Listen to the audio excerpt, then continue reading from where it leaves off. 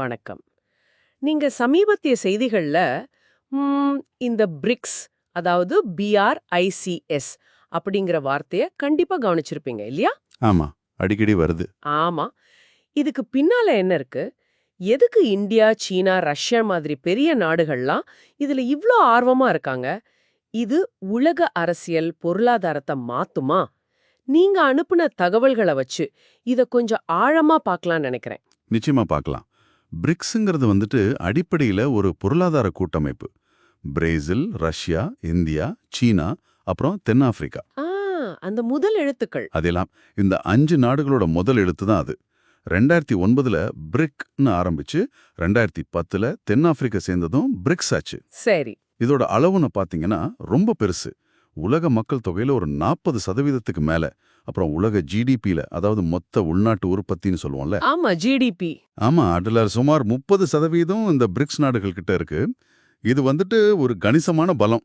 அது மட்டும் இல்லாம, இப்போ கொஞ்ச காலத்துக்கு முன்னாடி இன்னும் சில நாடுகள் சேர்ந்ததா சொன்னீங்களே, சவுதி அரேபியா, UAE, ஈரான், எகிப்து, எத்தியோப்பியான்னு. இது ஒரு பெரிய விரிவாக்க மாதிரி தெரியுதே. ஆமா ஆமா, இப்ப இத பிரிக்ஸ் பிளஸ் அப்படின்னு சொல்றாங்க. ஓஹோ, பிரிக்ஸ் பிளஸ். எதுக்கு இந்த விரிவாக்கம் திடீர்னு? ம் இது ரொம்ப முக்கியமான ஒரு கட்டம். 2024-25ல இந்த விரிவாக்கம் நடந்துச்சு. இது வெறும் எண்ணிக்கையை கூட்டுறதில்ல. புதுசா சேர்ந்த நாடுகள், குறிப்பா அந்த மத்திய கிழக்கு நாடுகள்லாம் ஆற்றல் வளம், அதாவது எண்ணெய், எரிவாயுல ரொம்ப முக்கியமானவங்க. சரி. இந்த விரிவாக்கத்துக்கு முக்கிய காரணம் உலக அளவுல ஒரு மாற்று சக்தி உருவாகணுங்கிறது தான்.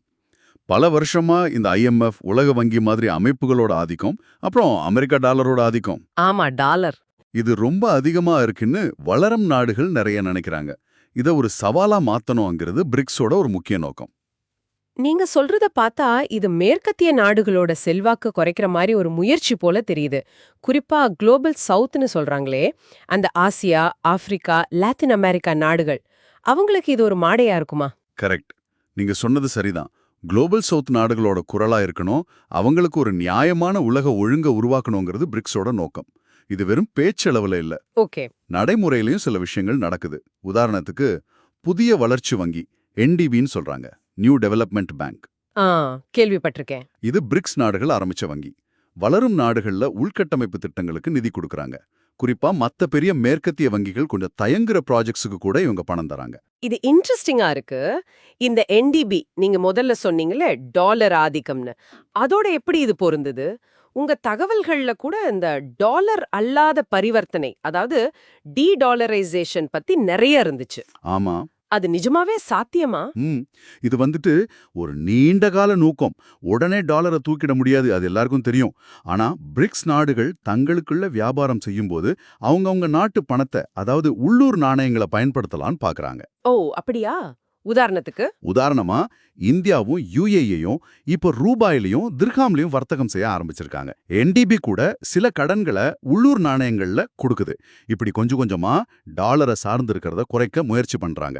இதெல்லாம ஆற்றல் வளங்கள்ல ஒத்துழைப்பு. இப்ப ரஷ்யா, பிரேசில், சவுதி, ஈரான்லாம் முக்கிய எண்ணெய், எரிவாயு நாடுகள் இல்லையா? ஆமா. அவங்க ஒத்துழைப்பு, அப்புறம் மாற்று வர்த்தக வழிகள், இதெல்லாம் முக்கிய நன்மைகள். மாற்று வர்த்தக வழிகள்னு சொன்னீங்க. நீங்க கொடுத்த தகவல்ல இந்தியா மத்திய கிழக்கு ஐரோப்பா பொருளாதார வழித்தடம் IMEC பத்தியும் இருந்துச்சே. இதுவும் பிரிக்ஸ் சம்பந்தப்பட்டதா? அது ஒரு நல்ல கேள்வி. இல்ல, IMEC வந்து பிரிக்ஸ் திட்டம் கிடையாது. ஆனா பிரிக்ஸ் உறுப்பினர்களான இந்தியாவும் UAEயும் அதுல முக்கியமா இருக்காங்க. ஓ. இது என்ன காட்டுதுன்னா, நாடுகள் வந்து அவங்க நலனுக்கு ஏத்த மாதிரி பல கூட்டணிகள்ல இருப்பாங்க.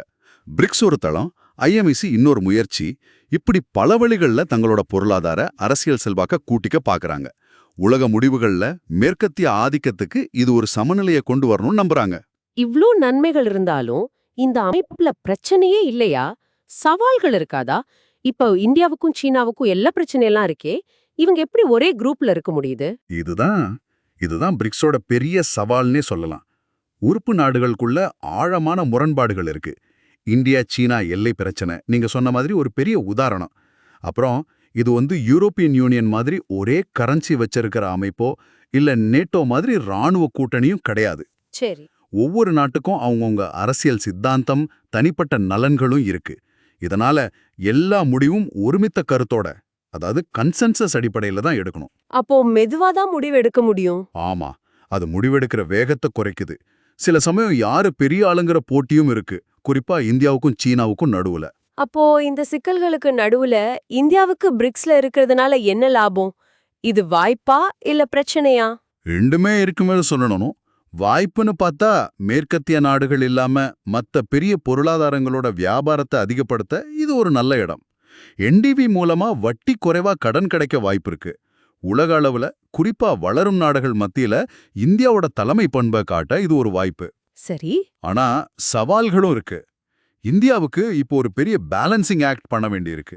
ஒரு பக்கம் அமெரிக்கா யூரோப் கூட உறவு, மறுபக்கம் ரஷ்யா சீனா மாதிரி பிரிக்ஸ் நாடுகள் கூட உறவு. இது சரியா கையாளணும். அப்புறம் பிரிக்ஸ் அமைப்புக்குள்ள சீனாவோட பொருளாதார அரசியல் பலம் கூடிக்கிட்டே போறதும் இந்தியா கவனிக்க வேண்டிய ஒரு விஷயம். ஆக மொத்தம் பிரிக்ஸ்ங்கிறது ஒரு சிக்கலான ஆனா ரொம்ப முக்கியமான ஒரு உலக நிகழ்வு.